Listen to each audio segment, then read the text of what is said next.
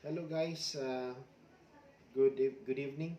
So we are now on the chapter 3 of our discussion pertinent to the general banking law, and we will discuss on deposit functions of banks.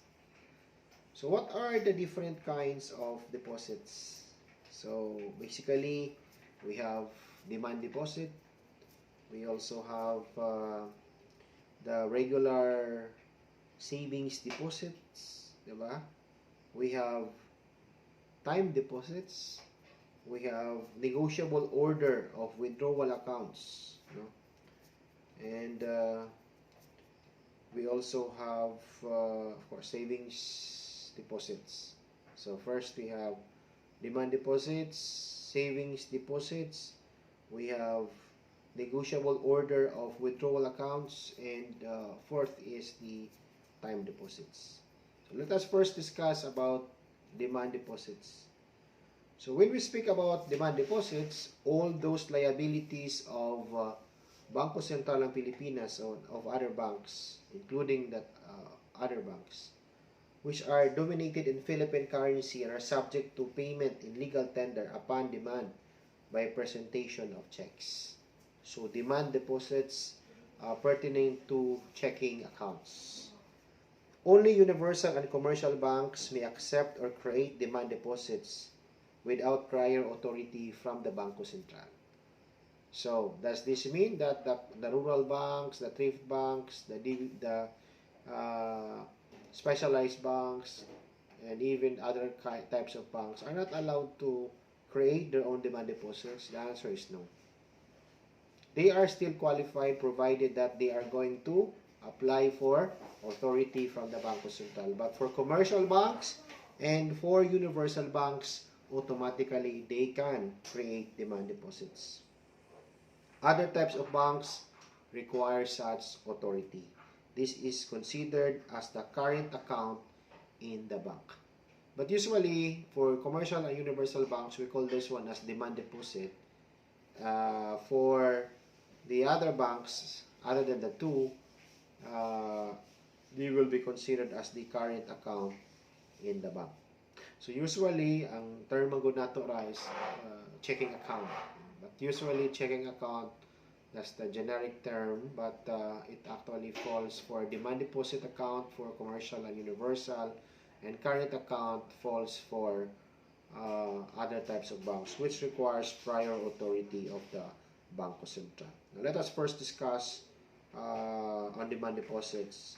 So first, we talk about temporary overdrawings and DAUD, or what we call as the drawing against uncollected deposits. So, temporary overdrawings are not allowed except normal bank charges and other fees incidental to handling such accounts. So, I repeat that. Temporary overdrawings are not allowed except normal bank charges and other fees incidental to handling such accounts. So usually temporary overdrawings are accorded to normal bank charges and other fees. Um, Violations of temporary overdrawings will cause 1/10 of 1%, 1/10 of 1% fine per day, computed on the basis of the amount of overdrawn, but not to exceed 30,000 pesos per day. 1/10 of 1% per day, computed on the basis of the amount of overdrawn but not to exceed 30,000 per day. Usually karon ang regular charge nila murag 2,200 to 2,300 for overnight charge, no? Kung overdrawn ka, overdraft ka sa imo na cheque, you will be penalized and you will have to pay for the fines. So what if that happens on a Friday? So it will slip for Saturday and Sunday, and then you have to deposit for clearing on a Monday. So medyo dako ang yung kaana o mabayaran. So, current accounts of officers. All officers of banks and cash departments and other employees who have direct responsibility in handling deposit transactions are not allowed to maintain demand deposits or current accounts. So, katong mga officers, employees of bank and cash departments and other employees who have direct responsibility in handling deposit transactions are not allowed to maintain demand deposits or current accounts. So, clear. Checks. When we speak about checks, a written order addressed to a bank or person carrying banking business by a party having money in their hands, requesting them to pay on presentment to a person named therein or to bearer or to order a named sum of money. So, when we speak about checks, of course, this is a form of negotiable instrument, no? Pero the checks dili ni siya minguntang good as cash kung wala siya sulod. So it will only become cash if presented with funds, no? Back to back with it. Okay, ni sulat ka sa cheque og 10 million pero imong naarap sa bangko is only 5 million, so overdraft ka og 5 million, no? So dili na siya pwede ma-clear, no? So usually ang cheque i-present ko na siya, that is for clearing purposes, and now the checking will be cleared within a day. Yeah, lain na po lang iyang gigamit ana niya. There are so many security features now of a check. So nara na siya murag optical imaging dira nga kuan niya diha nga kana ra mo'y ipasa, i-submit sa mga bangko for clearing. Okay, so dili na pareha sa una na tagtugay, maabot og 7 days for regional checks and 3 days for 7 days for national checks and 3 days for regional domestic checks. So sa una ingon ana, pero karon very fast na kayo ang atuon na clearing system. Duty of banks to honor checks. So, when bank sees the depositor's account has sufficient amount, then it shall honor such. Pag makita nila nga may kwarta, wala problema. They have to honor it. No? If there is sufficient amount, but bank dishonored, then bank is liable. I want to make it that clear. If there is sufficient amount, but the bank does not honor, the bank has liability. Otherwise, if there is no sufficient amount, wala problema, wala kwarta, butangan na to insufficient funds. Or usually the bank's employees will call you that you have a check pending for clearing, wala kay kwarta, insufficient funds ka, so tawagan ka nila para butang ka. Usually if you are friends with this bank personnel, but if not, usually mo clear good siya. Pero banks are very compassionate and they care sa ato ang mga consumers or public, so mutawag na sila pag naa dira, no? Kana nang problema nimo wala jud kay kasulod, sagad na kang issue. Now remember, we have our anti-bouncing check law, no?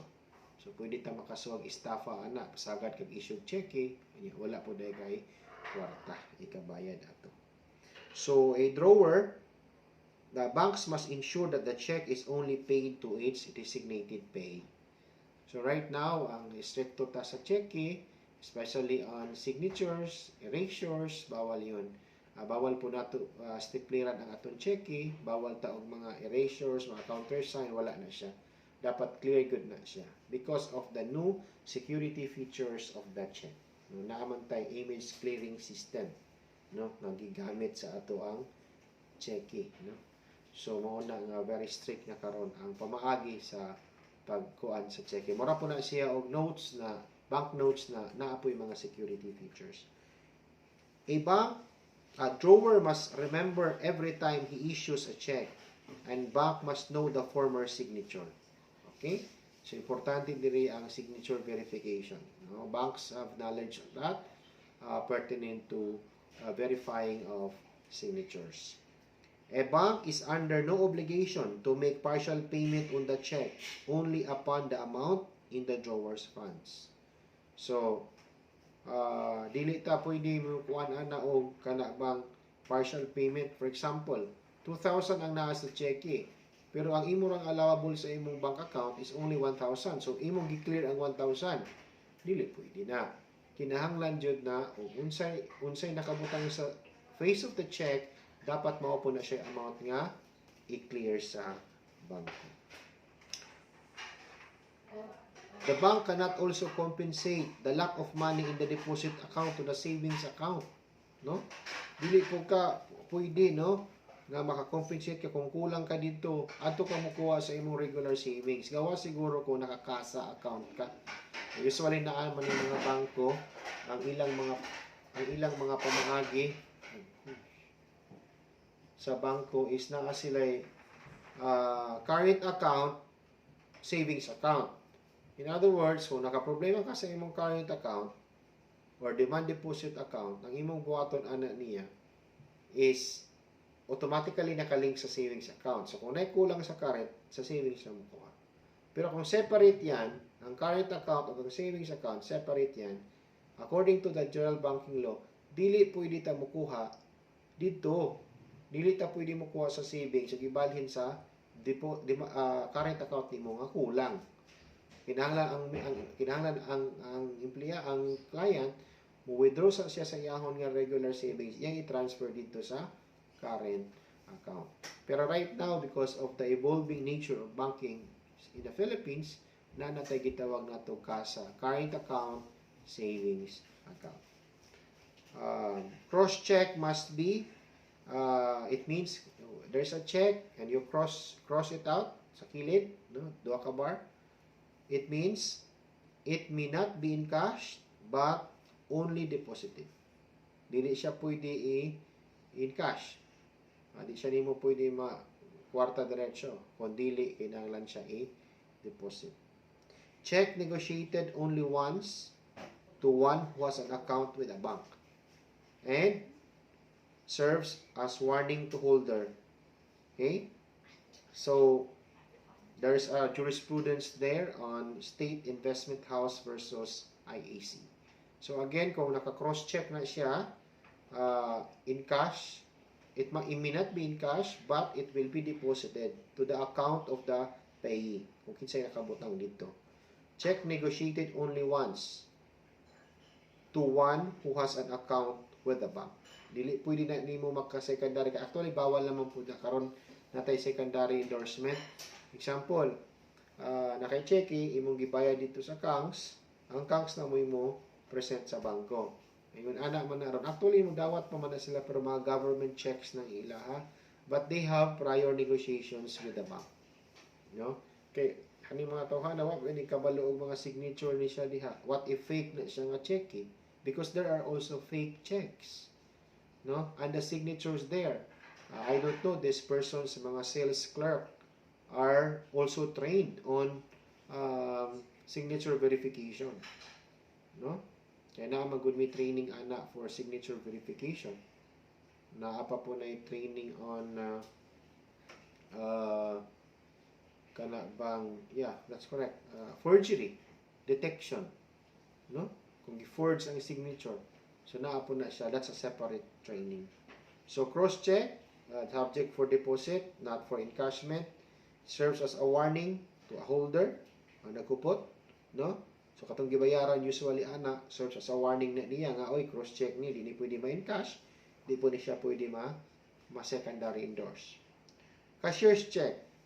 Kaning cashier's check mo ni siya yung mga bank's own check, no, by the bank, no? Sa bangko gyud ni siya. And is treated as a promissory note with the bank as a maker. So there's a case on the New Pacific Timber and Supply Company versus Senieres, no? Deemed as cash ang cashier's check because that is really, of course, bangko man na, sa bangko man na siya. No, mga cashier's check, mga manager's check. Usually in higher amount, mo issue ang bangko o cashier's check. And this is good as cash according to jurisprudence. Okay? the bank is the maker. No, bank's own check and is treated as promissory note with the bank as the maker. Okay, so if there are questions regarding this discussion, you may feel free to present this one in our group chat. So, and also for special session, no, we will be having special session to just discuss about the questions, clarifications on this particular video presentation. Next is talking about withdrawals. No? Now, when making withdrawals under the Manual of Regulation for Banks, there must always be a presentation of passbook and accomplishing necessary withdrawal slips before withdrawal, except if authorized by the Bangko Sentral. So if it is a over-the-counter withdrawal, regular passbook, dili sa ATM, dapat you have to present the passbook and accomplish the necessary withdrawal slips. But right now, as I said, banking is evolving. So munang naa na gani tayo mga cardless withdrawal. I guess PS Bank, Metro Bank have pioneered on this, on cardless withdrawal. You do not have, you forgot your card, you go to a place, you forgot your card, you can just withdraw using your mobile phone, and then you try to select for an ATM where you can get the money. So that's how things are being done now. We also have the so-called cardless withdrawal without the need of a card to be inserted on the ATM slot. Okay? So right now there are some issues about scams, mga ATM skimming. So kung ano ka, kung gusto ka ani nga pamaagi on this, you can try. If you have a PS Bank, Metro Bank accounts, you can try. I have not seen uban pa mga bangko, but for cardless withdrawal, Metro and PS Bank, because PS Bank is a subsidiary of Metro Bank. Okay. Third, we have negotiable order of withdrawal accounts. So we call this one as the NOW accounts. Now, when we say NOW accounts, negotiable order of withdrawal, these are interest-bearing deposit accounts, which actually combine the payable on demand feature of checks and investment feature of savings account. Dagan kayo may NOW, I guess Security Bank, BDO, BPI, they have NOW accounts. So usually, mas dako ni siya o 3-in-1, na kay ATM, na kay passbook, na kay check. Okay? So muna yung NOW accounts. Universal and commercial banks may offer NOW accounts, but other banks need prior approval of the monetary board. Okay? So, time deposits. As to time deposits, the payment of which cannot be legally required with such a specified number of days. But usually, time deposit is with certain number of days. Na 30 days, na 60 days, 90 days, and long term na po siya 1 year, 365 days, may long term po siya nga more than that, no? Special time deposits from the Agrarian Reform Commission with lower interest shall be exempted from legal reserve requirements.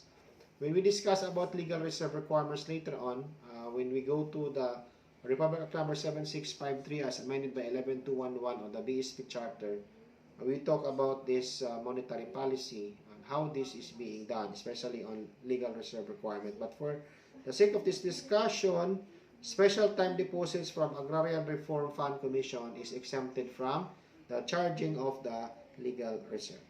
We also have the certificate of time deposits, can either be negotiable or non-negotiable. Only universal or commercial banks can issue negotiable certificate of time deposits without prior approval of the Bangko Sentral. The rest of the banks can avail, but they are going to ask for prior approval from the BSP.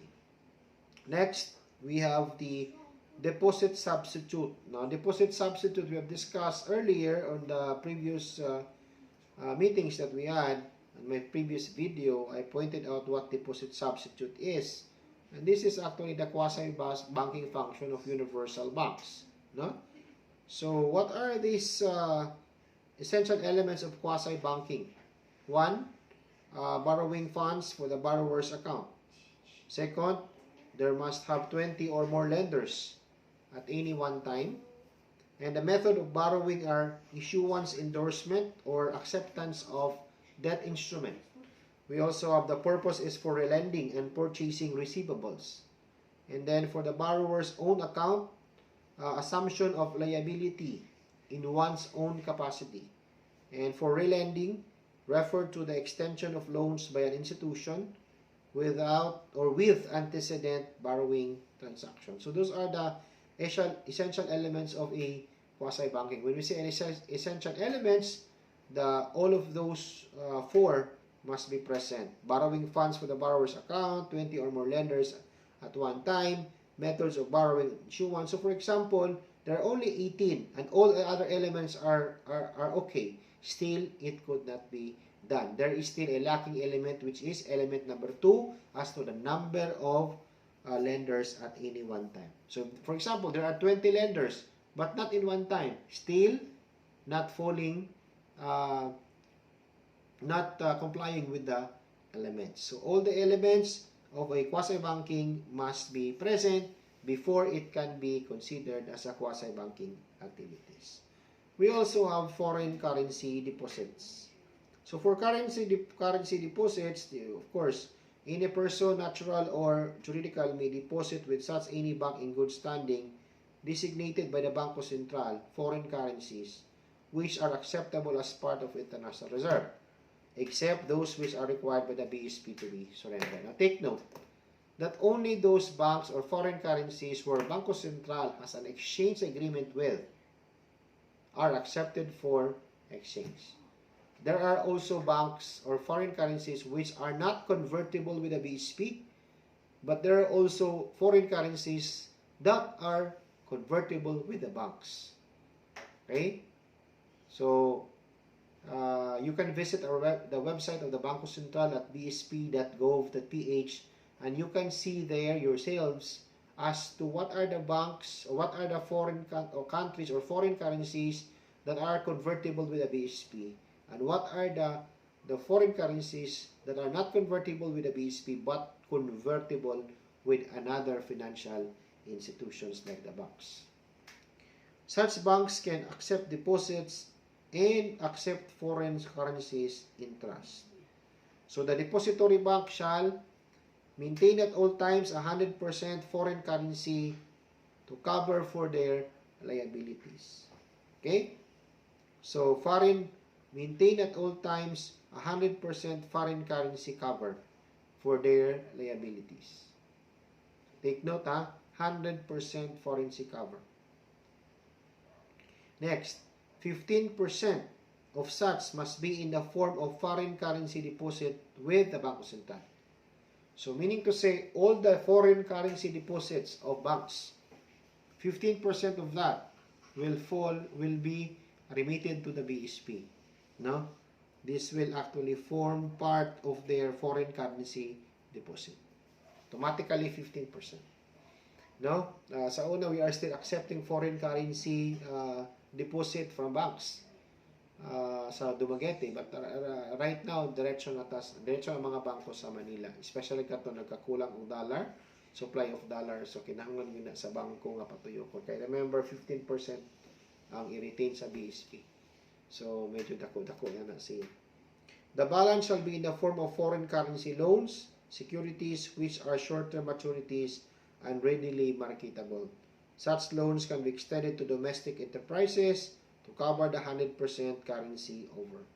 So, depository banks under the expanded foreign currency deposit system shall be exempt from the 15% requirement of deposit with Banco Central. Usually, these are the depository banks under the expanded foreign currency deposit system. I'm not privy as to this expanded foreign currency deposit system. I just have to research on this. What banks are included here? There is no restriction on withdrawals by depositors of deposit. So you cannot restrict of the same abroad except thus arising from the contract of depositor and the bank. Okay? Then we have the anonymous and numbered accounts. Such accounts are not allowed. Numbered accounts is only allowed in foreign currency deposits. However, banks, non-banks should ensure that the client is identified in an official document. There you must have no anonymous and numbered accounts. Okay? Especially anonymous accounts.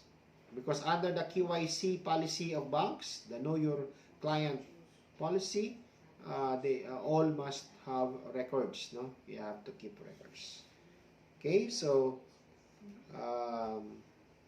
that's all for this part of our discussion.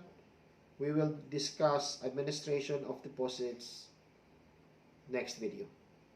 Thank you.